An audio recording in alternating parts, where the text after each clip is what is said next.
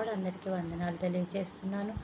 ఈరోజు దేవుడు ఇచ్చినటువంటి వాగ్దానము సామెతల గ్రంథము 16వ అధ్యాయము 7వ వచనంలో వ్రాయబడినట్టుగా, ఒకని ప్రవర్తన యెహోవాకు ప్రీతికరమగునప్పుడు వాని శత్రువులను సైతం మిత్రులుగా చేయును.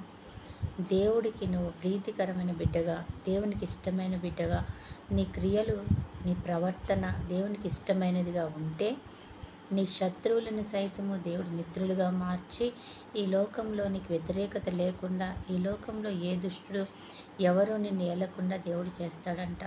అది దేవుడు మనకి చెప్తున్న ఈనాటి వాగ్దానం అన్నమాట.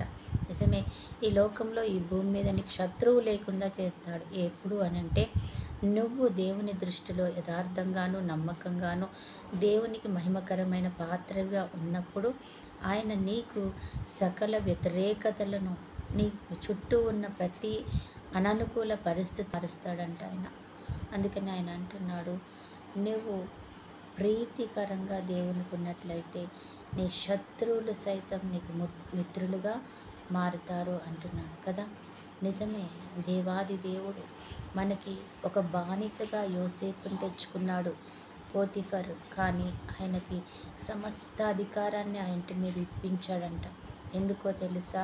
ఒక బానిసను ఆ ఇంటికి, నా తర్వాత నువ్వే ఈ ఇంటికి అధికారివి అని చెప్పాడంట.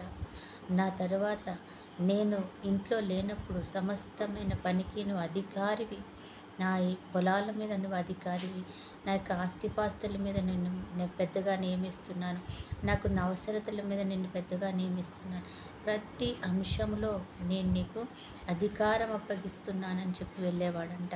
ఎందుకు అనంటే, ఒక బానిసని అంతగా ఎందుకు ప్రేమించాడంటే ఆయన ప్రవర్తన ఆయనకి ప్రీతికరంగా ఉంది, దేవునికి మొట్టమొదట ప్రీతికరంగా ఉంది.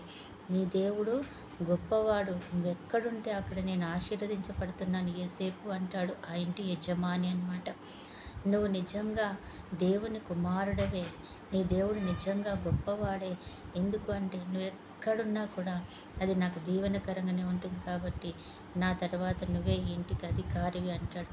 దీన్ని బట్టి ఆలోచిస్తే యోసేపు ఎంత ప్రీతికరంగా దేవుడుకున్నాడో అర్థమవుతుంది కదా.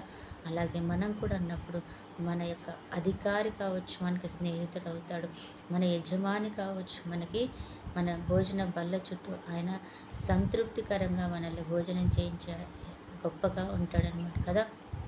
నిజమే, దావీదును యోనాతాను తన సొంత స్నేహితుడిగా చేసుకున్నాడు.